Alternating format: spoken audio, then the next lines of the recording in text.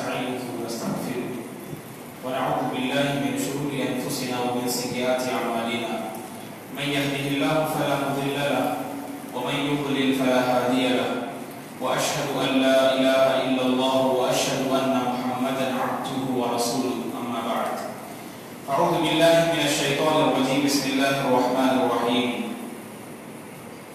يا أيها الذين آمنوا اتقوا الله حق تقاته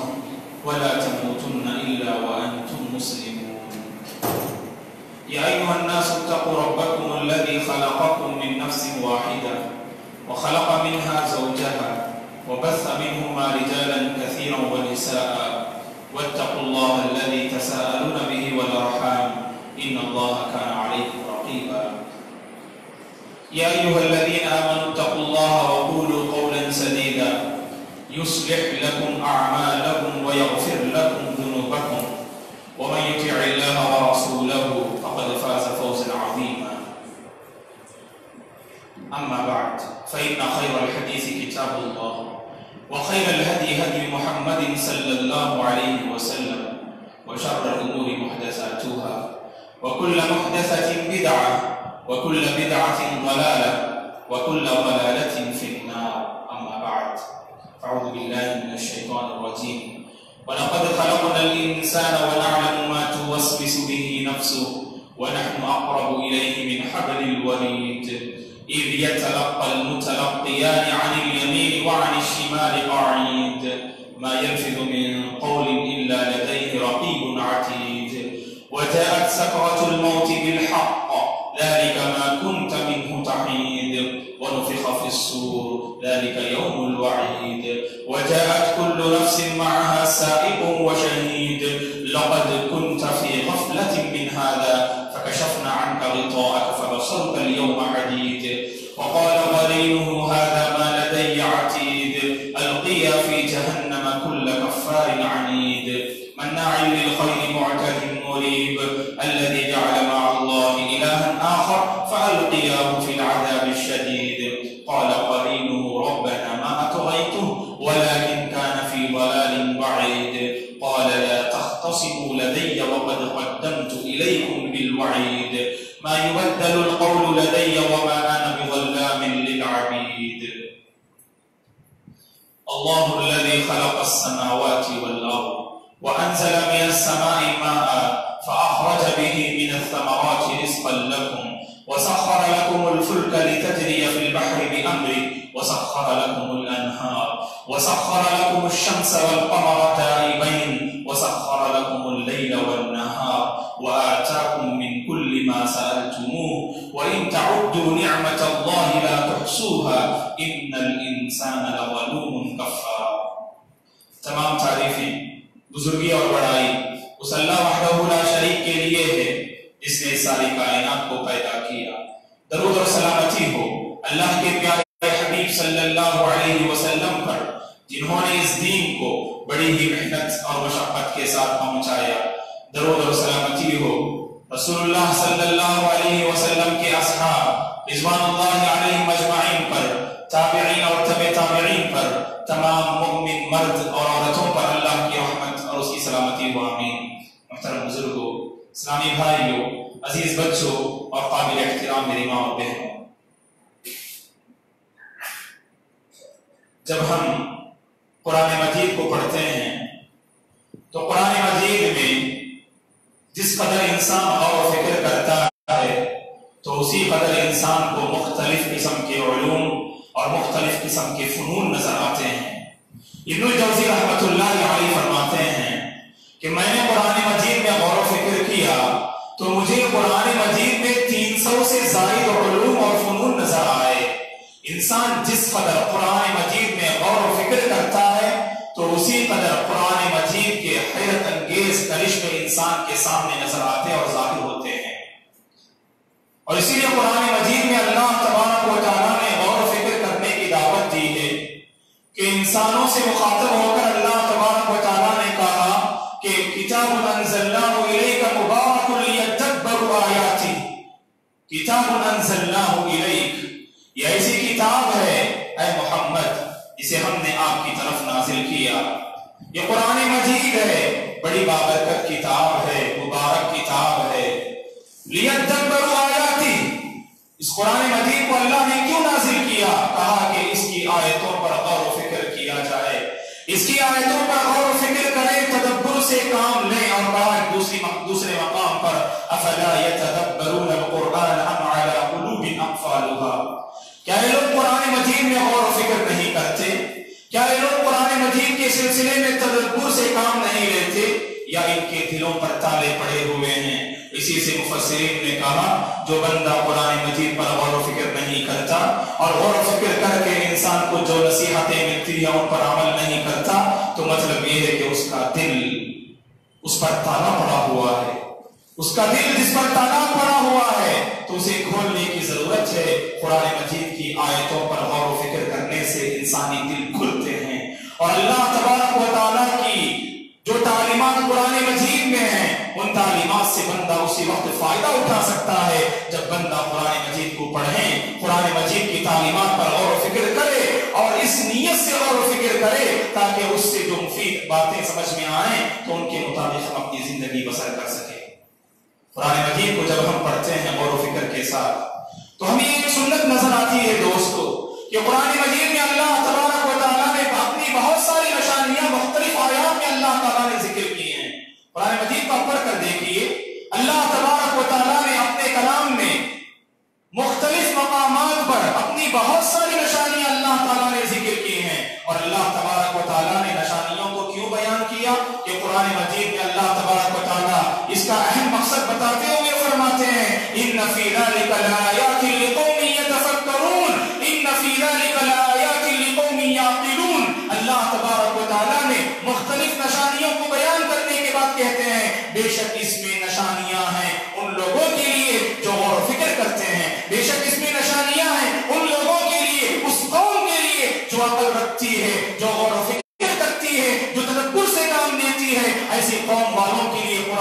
قرآن مجید میں جو نشانیاں بیان کی گئی ہیں جو دراصل اللہ تبارک و تعالیٰ کی نشانیاں ہیں، ان نشانیوں میں غور و فکر کرنے والوں کے لیے اللہ تبارک و تعالیٰ نے عبرت کا سامان رکھا ہے، اور اسی طرح سے بہت ساری نشانیاں غور و فکر کرنے والوں کے لیے اللہ نے رکھی ہیں۔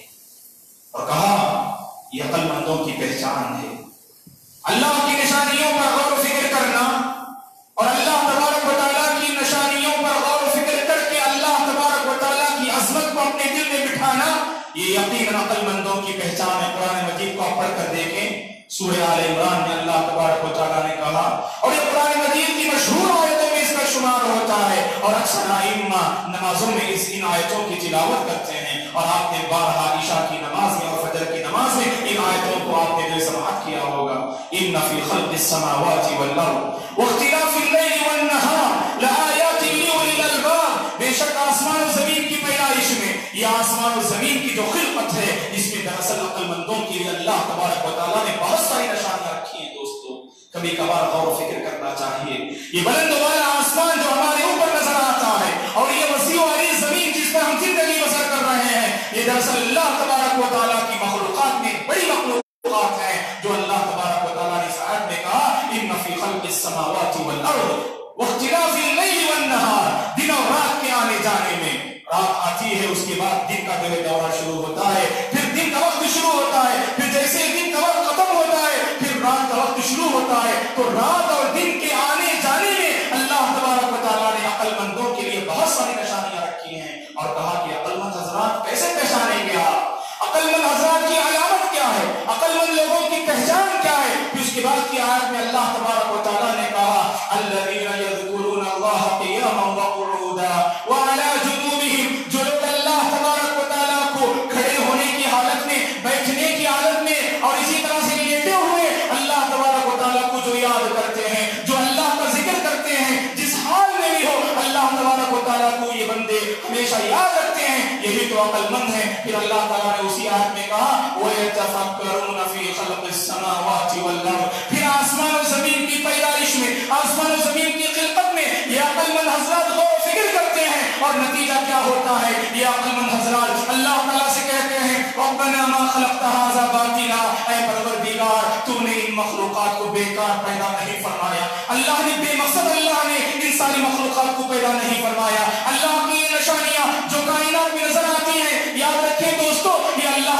मकसद नहीं पैदा किया, बल्कि अल्लाह ने बामकसद पैदा किया, इंसानों के फायदे के लिए अल्लाह ने पैदा किया। दूसरे मकाम पर फरमाया वसख्खर लकुम मा फिस समावाति वल अर्द, आसमान और जमीन में जितनी चीजें मौजूद हैं और जितनी नेमतें मौजूद हैं, ये सारी नेमतें अल्लाह ने हम बंदों के लिए मुसख्खर फरमाया है। हम बंदे उससे फायदा उठाएं और फायदा उठाकर जो मुनइम हकीकी परवरदिगार की जात है उसकी इताअत करें और उसे मनवा लें। इसीलिए अल्लाह तबारक व तआला ने कायनात की सारी नेमतें हम बंदों और हम इंसानों के लिए पैदा फरमाया है। और क्या कहते हैं या अक़लमंद हज़रात, जब कायनात पर गौर फिक्र करते हैं, कायनात की कोई भी मखलूक अल्लाह ने बेकार नहीं पैदा फरमाया। कायनात की किसी भी मखलूक को अल्लाह तबारक व तआला ने बेकार नहीं फरमाया, बेकार पैदा नहीं फरमाया, बल्कि अल्लाह तबारक व तआला ने खुद हमारा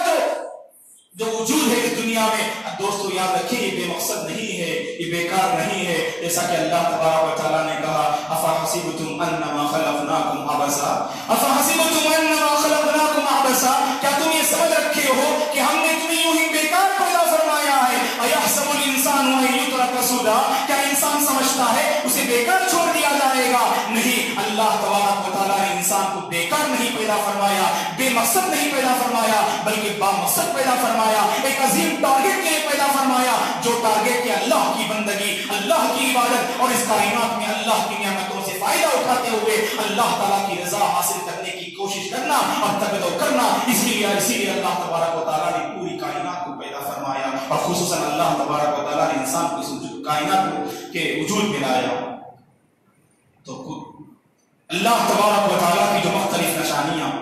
कायनात में फैली हुई हैं, तो उन्हें गौर फिक्र करना चाहिए और ये अक्लमंदों की पहचान है। और नतीजे पर अल्लाह तबारक व तआला से कहना चाहिए रब्बना मा खलक़्ता हाज़ा बातिला सुब्हानक फ़क़िना अज़ाबन नार, ऐ परवरदिगार तूने इन मखलूक़ात को बेकार नहीं पैदा फरमाया, तेरी जात पाक है, हर किस्म के ऐब से तेरी जात पाक है और तू हमें जहन्नम के अजाब से बचा। इस तरह से एक मोमिन बंदा, एक अक्लमंद बंदा कायनात पर गौर फिक्र करने के बाद अल्लाह ताला की उन नियामतों का एतराफ करता है और उसके बाद कहता है कि परवरदिगार तेरी जात हर किस्म के ऐब से पाक है और लिहाजा तू मुझे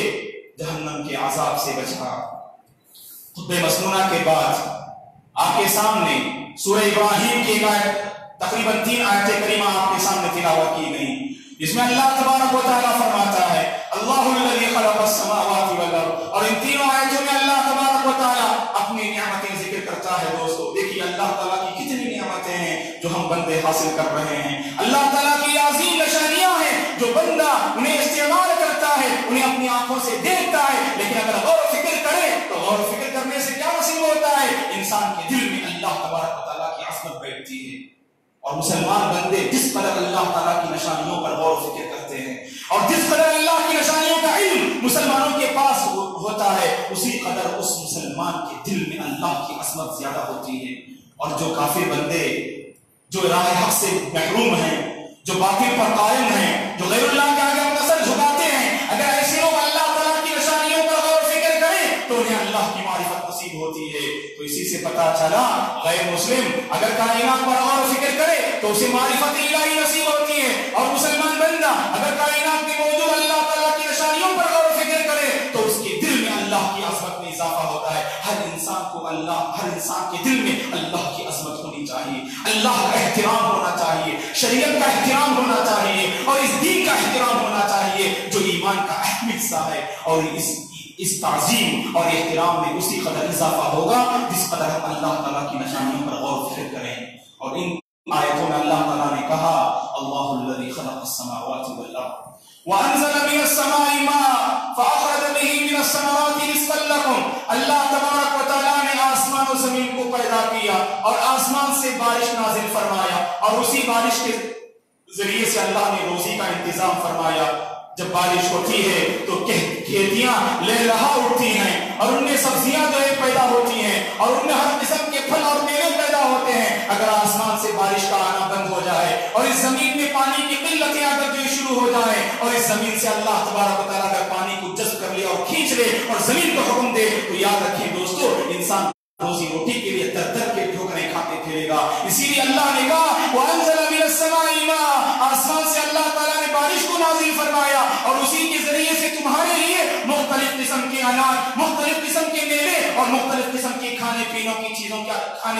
چیزوں کا اللہ تبارک و تعالیٰ نے انتظام فرمایا، اور اس زمین سے ہر قسم کے پھل اور میوے اللہ تعالیٰ نے نکالے، اور نکالنے والی ذات کون ہے؟ صرف اللہ تبارک و تعالیٰ کی ذات ہے۔ آسمان سے بارش برسانے کا حکم کس نے دیا؟ صرف اللہ تبارک و تعالیٰ نے دیا، اور پھر کہا وَسَخَّرَ لَكُمُ الْفُلْكَ، اللہ نے تمہارے لیے کشتیاں مسخر فرمائیں، اور یہ سمندری راستہ تو ہم جانتے ہیں، ایک ملک سے دوسرے ملک میں یعنی جو ایکسپورٹ اور امپورٹ ہوتا ہے کہ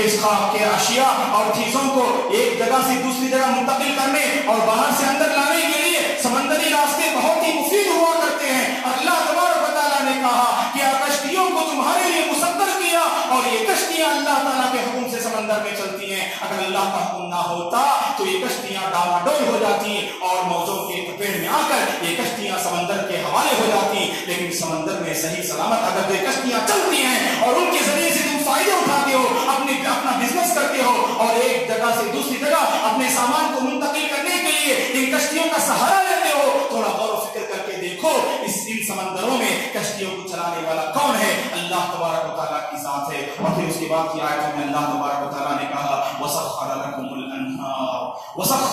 الْأَنْهَارَ، ان نہروں کو، ان ندیوں کو اللہ تبارک و تعالیٰ نے تمہارے لیے پیدا فرمایا، تمہارے لیے اللہ تبارک و تعالیٰ نے یہ چشمے جاری کروائے، یہ ندیاں اللہ تعالیٰ نے جاری کروائی۔ پھر اس کے بعد کہا وَسَخَّرَ لَكُمُ الشَّمْسَ وَالْقَمَرَ دَائِبَيْنِ، اللہ تبارک و تعالیٰ نے تمہارے لیے سورج اور چاند کو اللہ نے مسخر کیا، اور سورج اور چاند کا سسٹم ہم دیکھتے ہیں کہ روزانہ سورج اپنے وقت پہ طلوع ہوتا ہے اور اپنے وقت پہ غروب ہوتا ہے، اسی طرح چاند کا یہ سسٹم ہے۔ وہ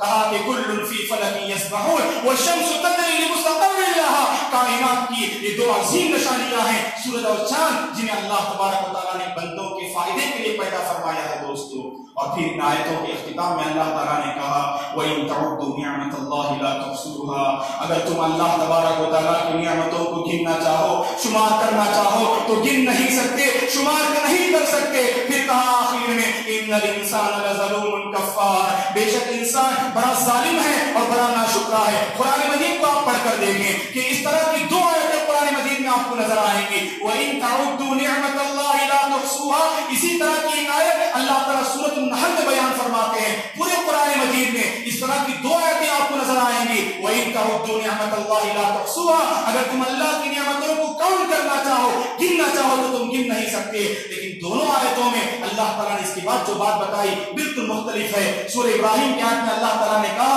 إِنَّ الْإِنسَانَ لَظَلُومٌ كَفَّارٌ، اللہ کی نعمتوں کو تم گن نہیں سکتے، لیکن بے شک انسان بڑا ظالم ہے اور بڑا ناشکرا ہے۔ لیکن سورہ نحل میں اللہ تعالیٰ نے فرمایا اس کے بعد إِنَّ رَبَّكَ لَغَفُورٌ رَحِيمٌ، بے شک تمہارا پروردگار بڑا ہی گناہوں کو بخشنے والا اور رحم کرنے والا ہے۔ تو اسی سے مفسرین نے کہا کہ ان دونوں آیتوں کے اختتام میں اللہ تبارک و تعالیٰ نے دونوں مقام پر الگ الگ حیثیت سے اللہ تعالیٰ نے بیان کیا۔ ایک طرف انسان کے بارے میں کہا کہ بڑا ہی ناشکرا اور ظالم ہے، اور دوسری آیت میں کہا پروردگار کے بارے میں وہ بڑا ہی معاف کرنے والا اور گناہوں کو بخشنے والا ہے۔ یعنی سورہ ابراہیم میں اللہ نے جو کہا انسان ناشکرا اور ظالم ہے، مخلوق کا اللہ کے ساتھ جو رویہ ہے، مخلوق کا خالق کے ساتھ جو رویہ ہے، اس کو اللہ تعالیٰ نے بیان فرمایا۔ اللہ کی بہت ساری نعمتوں کو بندہ حاصل کرتا ہے، حاصل کرنے کے بعد ہونا تو یہ چاہیے، انصاف کا یہ تقاضا ہے، اپنے محسن کو ہم نہ بھولیں، اپنے منعم کو ہم نہ بھولیں، احسان کرنے والے کو نہ بھولنا چاہیے۔ زندگی میں ہم دیکھتے ہیں اگر کوئی بندہ ہم پر احسان کرتا ہے ہمیشہ اسے یاد رکھتے ہیں، هل جزاء الاحسان الا الاحسان، اپنے محسن کو ہم نہیں بھولتے ہیں، اس کا احترام کرتے ہیں، اس کی عزت کرتے ہیں اور اس کی قدر کرتے ہیں اور اس کی بات مانتے ہیں، اور یہ ساری نعمتوں کا عطا کرنے والا محسن حقیقی، منعم حقیقی صرف ایک پروردگار کی ذات ہے۔ اور بندہ تو ایسا ہے ساری نعمتوں کو حاصل تو کرتا ہے، لیکن اس پروردگار کے ساتھ اس بندے کا کیا معاملہ ہے؟ اس پروردگار کی ناشکری کرتا ہے، اس پروردگار کی ناقدری کرتا ہے، اس پروردگار کی نافرمانی کرتا ہے۔ لیکن اللہ کے ساتھ دیکھیے دوستو، اللہ تعالیٰ کا بندوں کے ساتھ کیسا معاملہ ہے، ساری نعمتوں کو عطا کرتا ہے، لیکن اللہ تعالیٰ بندوں کے گناہوں کو معاف کرتا ہے، بندوں کے ساتھ رحم و کرم کا معاملہ کرتا ہے، بندوں کے ساتھ رحمت کا معاملہ کرتا ہے۔ یہ اللہ تبارک و تعالیٰ کی ذات ہے، اسے سمجھنے کی ضرورت ہے۔ تو لہٰذا کائنات پر غور و فکر کرنا یہ عظیم سنت ہے، اور یہ سننا مہجورہ ہے دوستو، اسے ہم لوگوں نے چھوڑ دیا ہے۔ تھوڑی دیر کے لیے بار بار کائنات پر غور و فکر کرنا چاہیے، اللہ کی عظیم نشانیوں پر غور و فکر کرنا چاہیے، تبھی ہمارے دلوں میں اللہ کی عظمت بیٹھے گی۔ اور اسی طرح سے ہم دیکھتے ہیں کہ آج کا یہ دن جمعہ کا ایک کو یاد کرنی چاہیے کہ آج گویا کہ چاند گرہن کا دن ہے، آج کی رات چاند کو گرہن لگنے والا ہے، اور آپ کو یہ بات معلوم ہونی چاہیے کہ سورج اور چاند اللہ تعالیٰ کی نشانیوں میں دو اہم اور بڑی نشانیاں ہیں، اور اللہ تبارک و تعالیٰ نے سورج اور چاند کو اس لیے پیدا فرمایا تاکہ بندے سورج اور چاند سے بہت ساری نعمتیں حاصل کریں، اور اب زندگی گزارنے کے لیے انسان کی صحت و تندرستی کے لیے سورج کی روشنی بہت ہی ضروری ہے، اور چاند کی روشنی سے انسان بہت ساری چیزیں ایک جگہ سے دوسری جگہ منتقل کرتا ہے، اور اس کے دیگر فوائد بھی ہیں۔ تو سورج اور چاند کی روشنی سے انسان بہت ساری نعمتیں حاصل کرتا ہے، اور اللہ تبارک و تعالی جہاں سورج اور چاند سے بندوں کو آسانی کے سامان فراہم کرتے ہیں، وہیں پر کبھی کبھار یہ سورج اور چاند کے ذریعے سے اللہ تبارک و تعالیٰ اپنے بندوں کو ڈراتے ہیں، اپنے بندوں کے دلوں میں خوف پیدا کرتے ہیں، اور اپنے بندوں کو اس کی طرف رجوع کرنے پر آمادہ کرتے ہیں دوستو۔ تو اسی وقت اس سورج اور چاند کو گرہن لگتا ہے۔ آپ کو معلوم ہونی چاہیے کہ رسول اللہ صلی اللہ علیہ وسلم کے دور میں سورج کو ایک مرتبہ گرہن لگا تھا۔ سن 10 ہجری کا واقعہ ہے کہ 10 ہجری میں سورج کو گرہن لگتا ہے۔ گرہن کا مطلب ہوتا ہے کہ خسفت الشمس وکسفت الشمس وخسف القمر کہتے ہیں، یعنی سورج یا چاند کا بے نور ہو جانا، بے روشن ہونا، اسی کو جو ہے خسوف اور کسوف کہا جاتا ہے۔ سورج اور چاند کا بے نور ہو جانا، اسی کو ہم گرہن لگنا کہتے ہیں۔ تو اللہ کے رسول صلی اللہ علیہ وسلم کے دور میں 10 ہجری میں سورج کو گرہن لگتا ہے، اور اسی دن گویا کہ ابراہیم کا انتقال ہوتا ہے، آپ کے فرزند ابراہیم کا انتقال اسی دن ہوتا ہے۔ اور جب لوگوں نے دیکھا کہ سورج کو گرہن لگا ہوا ہے اور ادھر اللہ کے رسول صلی اللہ علیہ وسلم کے بیٹے کا انتقال ہو چکا ہے، تو لوگوں نے کہا کہ اللہ کے رسول کے فرزند ابراہیم کے انتقال کی وجہ سے سورج بے نور ہو گیا ہے، سورج کو گرہن لگ چکا ہے۔ تو اس موقع پر آپ نے صحابہ اکرام کو جمع فرمایا، جمع کر کے آپ نے فرمایا، صحیح بخاری اور مسلم کی حدیث ہے، ان الشمس والقمر آیتان من آیات اللہ، کہ بے شک سورج اور چاند یہ دونوں اللہ تبارک و تعالیٰ کی نشانیوں میں سے اہم دو نشانیاں ہیں، ولا یقصفان لموت احد ولا لحیاتی، ان دونوں کو جو گرہن لگتا ہے، سورج کو ہو یا چاند کو، ان دونوں کو جو گرہن لگتا ہے کسی کی پیدائش کی وجہ سے اور کسی کے مرنے کی وجہ سے، کسی کے انتقال کی وجہ سے ان دونوں کو گرہن نہیں لگتا ہے، بلکہ اللہ کے رسول نے فرمایا کہ ان دونوں کو جو گرہن لگتا ہے وَلَكِنْ يُخَوِّفُ اللَّهُ بِهِمَا عِبَادًا، اللہ تبارک و تعالیٰ سورج کو جب گرہن لگتا ہے یا چاند کو جب گرہن لگتا ہے، ان کے ذریعے سے اپنے بندوں کے دلوں میں خوف پیدا کرنا چاہتے ہیں، اور اللہ تبارک و تعالیٰ اپنے بندوں کے دلوں میں اس کی خشیت پیدا کرنا چاہتے ہیں، اسی وجہ سے سورج کو اور چاند کو گرہن لگتا ہے۔ اور اللہ کے رسول نے کیا فرمایا، فَإِذَا رَأَيْتُمْ ذَلِكَ، جب تم دیکھو سورج یا چاند کو گرہن لگ جائے، فَادْعُوا اللَّهَ، اللہ سے دعائیں کرو، وَكَبِّرُوا، اللہ کی کبریائی بیان کرو، اور اللہ کی عظمت بیان کرو، وَصَلُّوا، اور نماز قائم کرو، وَتَصَدَّقُوا، اور اس کی راہ میں صدقہ و خیرات کرو۔ یہ اللہ کے رسول نے حکم دیا۔ تو سورج یا چاند کو جب گرہن لگتا ہے تو نماز قائم کرنی چاہیے دوستو، نماز قائم کرنی چاہیے۔ اور یہ نماز کیسے ادا کریں گے تو اس کی شکل ہمیں احادیث میں اس کی وضاحت کی گئی۔ صحیح مسلم کی روایت ہے، اللہ کے رسول صلی اللہ علیہ وسلم نے جب گہر کی نماز پڑھائی اور صحابہ اکرام نے اس کی وضاحت فرمائی کہ اللہ کے رسول صلی اللہ علیہ وسلم نے جو گرہن خواہ سورج کو لگے یا چاند کو لگے، جو آپ نے رہنمائی فرمائی اپنی امت کو، جو آپ نے تعلیم دی کہ 2 رکعت ادا کرنی چاہیے۔ سورج یا چاند گرہن کی نماز 2 رکعت ہوتی ہے، 2 رکعت پر مشتمل جو یہ نماز ہوا کرتی ہے۔ پہلی رکعت میں امام صاحب اللہ اکبر کہہ کر تکبیر تحریمہ کے بعد دعا استفتاح پڑھیں گے، اور اس کے بعد سورہ فاتحہ پڑھتے ہیں۔ سورہ فاتحہ کے بعد ایک لمبی سورت کی تلاوت فرمائیں گے، لمبی قرات فرمائیں گے، اور لمبی قرات کے بعد رکوع میں چلے جائیں گے، اور رکوع بھی لمبا رکوع ہوگا، بہت دیر تک رکوع میں رہیں گے، اور پھر رکوع سے اٹھنے کے بعد جو ہے دوبارہ سجدے میں نہیں جائیں گے، بلکہ رکوع سے اٹھنے کے بعد پھر دوبارہ قرات شروع کر دیں گے۔ یہ چاند اور گرہن، چاند گرہن یا سورج گرہن کی نماز کا طریقہ ہوتا ہے کہ پہلی رکعت میں سورہ فاتحہ اور ایک لمبی سورت پڑھنے کے بعد رکوع میں چلے جائیں گے، اور لمبا رکوع سے فارغ ہونے کے بعد جب اٹھ کر کھڑے ہوں گے تو پھر دوبارہ سورہ فاتحہ امام صاحب پڑھیں گے، پھر اس کے بعد ایک اور پھر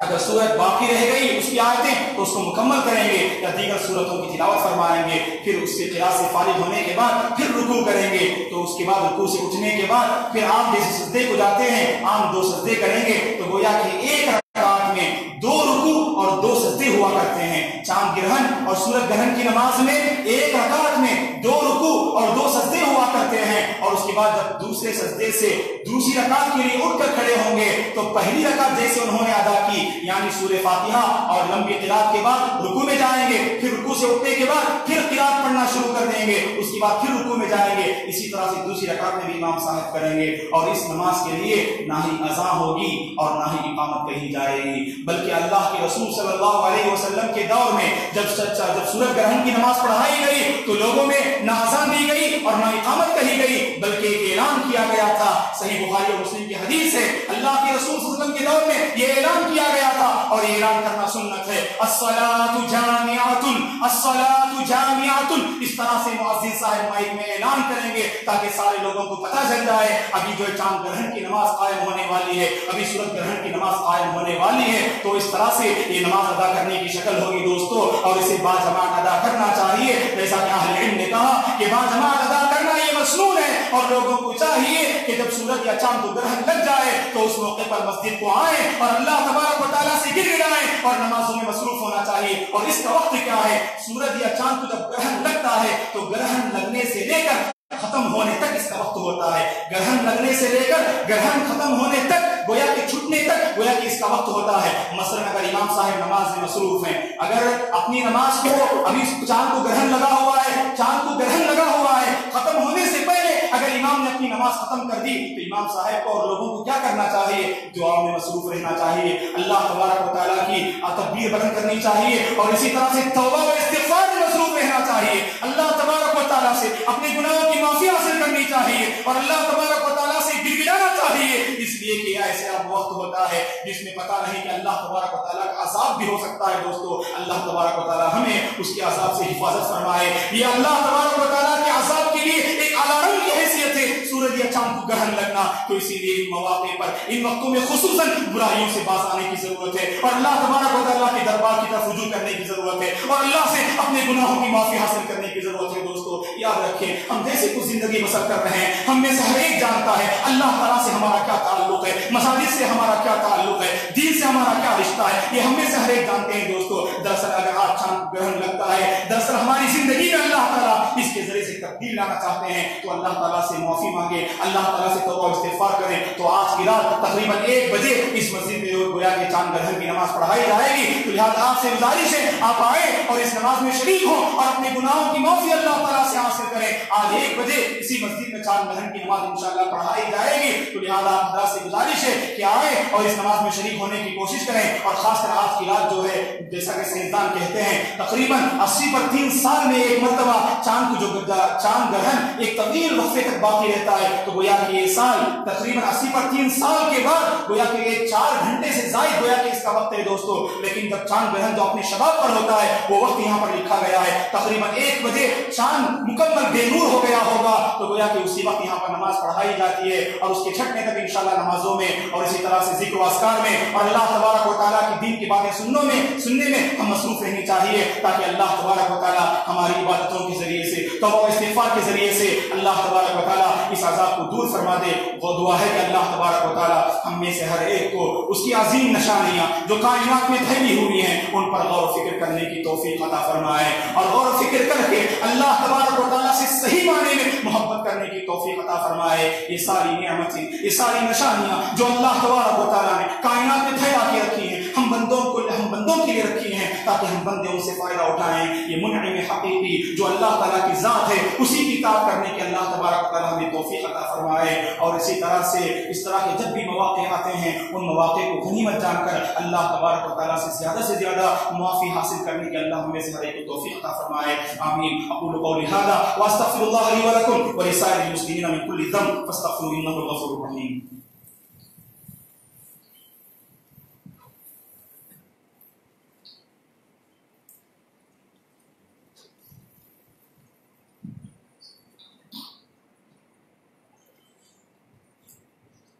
إن الحمد لله نحمده ونستعينه ونستغفره ونعوذ بالله من شرور أنفسنا ومن سيئات أعمالنا من يهده الله فلا مضل له ومن يضلل فلا هادي له وأشهد أن لا إله إلا الله وأشهد أن محمدا عبده ورسوله أما بعد أعوذ بالله من الشيطان الرجيم بسم الله الرحمن الرحيم إن الله وملائكته يصلون على النبي يا أيها الذين آمنوا صلوا عليه وسلموا تسليما. اللهم صل على محمد وعلى ال محمد كما صليت على ابراهيم وعلى ال ابراهيم انك حميد مجيد. اللهم بارك على محمد وعلى ال محمد كما باركت على ابراهيم وعلى ال ابراهيم انك حميد مجيد. اللهم اعز الاسلام والمسلمين واذل الشرك والمشركين. ربنا لا تؤاخذنا ان نسينا واخطانا. ربنا ولا تحمل علينا اصرا كما حملته على الذين من قبلنا. ربنا ولا تحملنا ما لا طاقه لنا به. واعف عنا واغفر لنا وارحمنا انت مولانا فانصرنا على القوم الكافرين. ربنا لا تزغ قلوبنا بعد إذ هديتنا وهب لنا من لدنك رحمة إنك أنت الوهاب. اللهم لا تدع لنا ذنبا إلا غفرته ولا هما إلا فرجته ولا دينا إلا قضيته ولا مريضا إلا شفيته ولا حاجة من حوائج الدنيا والآخرة إلا قضيتها يا رب العالمين ويا أكرم الأكرمين. اللهم إنا نسألك الهدى والتقى والعفاف والغنى. اللهم إنا نسألك علما نافعا ورزقا واسعا وشفاء من كل داء. اللهم ارحم موتانا وموتى المسلمين. اللهم اشف مرضانا ومرضى المسلمين. اللهم اصلح احوال المسلمين في كل مكان يا رب العالمين ويا اكرم الاكرمين. اللهم اغفر لنا اللهم اغفر لنا اللهم ارحمنا اللهم ارحمنا. عباد الله رحمني ورحمكم الله. اعوذ بالله من الشيطان الرجيم. ان الله يأمر بالعدل والإحسان وإيتاء ذي القربى وينهى عن الفحشاء والمنكر والبغي يعظكم لعلكم تذكرون. اذكروا الله العظيم يذكركم ولذكر الله تعالى أكبر والله يعلم ما تصنعون.